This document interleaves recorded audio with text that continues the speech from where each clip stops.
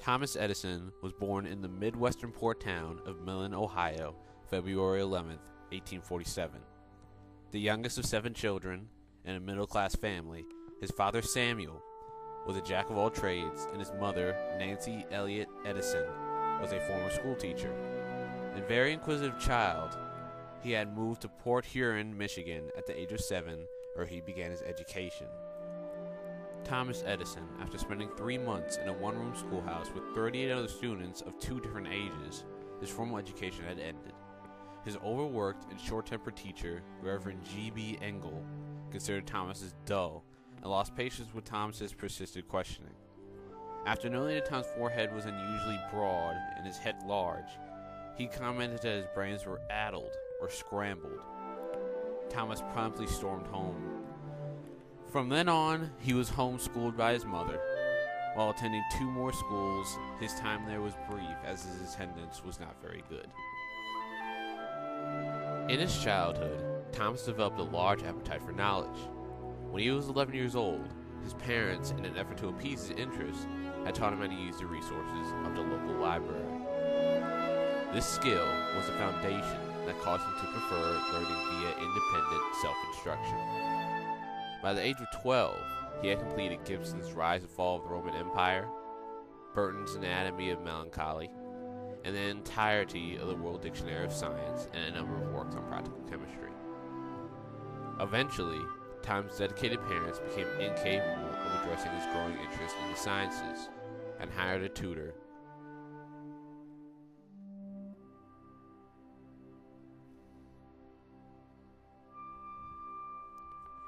When Edison was 12 years old, he had received a job as a train boy on the Grand Trunk Railway. The train traveled from Port Huron to Detroit and back, all in one day. After a year, he got permission to move his home science laboratory to the train baggage car. One day, while performing an experiment, the train lurched, spilling the chemicals, and the lab caught on fire. The conductor threw Thomas off the train, and his next job was selling newspapers at a station along the railroad. While selling newspapers, a life-changing event took place for Edison. A station official's child had fallen onto the tracks of an oncoming train, and Tom saved the child's life. The father thanked him by teaching him how to use the telegraph, which at the time was the equivalent to learning how to use a state-of-the-art computer. By age 15, Edison for the most part mastered the basics of the telegraph and Morse code, and even built his own set using scrap metal. He had even received a job as a replacement brass pounder or telegraphy operator to one who had gone to serve in the Civil War.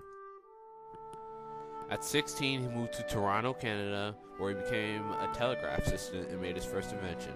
His specific job was to report to Toronto every hour by telegraph signal. Thinking it was a waste of time, he invented a gadget that was a transmitter and receiver for the automatic telegraph. His boss had found him asleep. Tom was almost fired.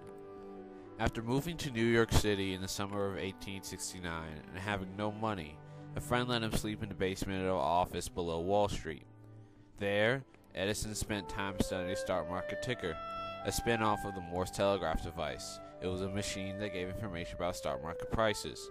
After fixing one so well, the owners hired him to build a better one. Within a year, he made the Edison Universal Stock Printer. Selling the rights, he thought he might get around $4,000, but got $40,000 instead. With the money, Edison started a business in Newark, New Jersey, where he built stock tickers, high-speed printing telegraphs, and even made improvements on the typewriter, allowing records to be kept more exactly and letters to be written faster. In 1876, in his late 20s, and after 6 years at his workshop, with the help of his father, Thomas built a new invention factory in Menlo Park, New Jersey. His lab grew to around 80 employees and had as many as 40 different projects going on at a time, and applied for as many as 400 patents a year. 10 years later, in 1887, Thomas Edison built the first modern research laboratory, 10 times larger than his first lab, in West Orange, New Jersey. It had a staff of over 5,000 scientists, physicists, chemists, and engineers.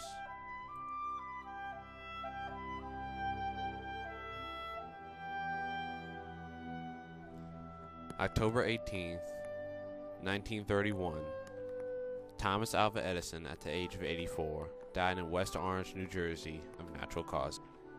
As one of the most prolific inventors of all time, receiving 1,093 patents in the United States alone, he laid the groundwork for many technological innovations in the 20th century. His legacy leaves one of the largest footprints on technology in modern life. His laboratory in West Orange is now a national monument. Some of Thomas Edison's major accomplishments include the first incandescent lamp, the invention of the phonograph, the world's first central electric light power plant, and the invention of synthetic rubber, the first domestic source of rubber.